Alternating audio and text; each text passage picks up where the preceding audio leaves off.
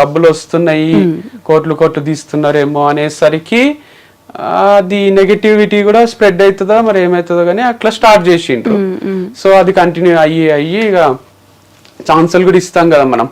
ఇప్పుడు వ్యూస్ చూస్తే కూడా సమ్ టైమ్స్ నేను ఒక్కని సోలోగా చేసినవి చాలా తక్కువ ఉంటుండే, అది మళ్ళీ మళ్ళీ చెప్పినా ఎవరికి అర్థం కాదు. 200K వ్యూస్, 2 lakhs, 1 lakh వస్తుండే.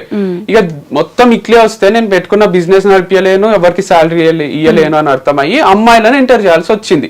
గర్ల్ ఉంటే ఖచ్చితంగా ఒక పేరు లాగా చూస్తారు, దాంట్లో తప్పేముంది, మేమేమి ఇంటిమేట్ సీన్స్ లోనో నటిస్తలేమో, అదొక రొమాంటిక్ ఫిలిం కాదు కదా. ప్రొఫెషనల్ గా జస్ట్ తను నా పక్కనే నిలబడితే ఒక వీడియో చేస్తున్నాము, అది చూస్తారు, షాప్ కి వస్తారు, కొంటారు.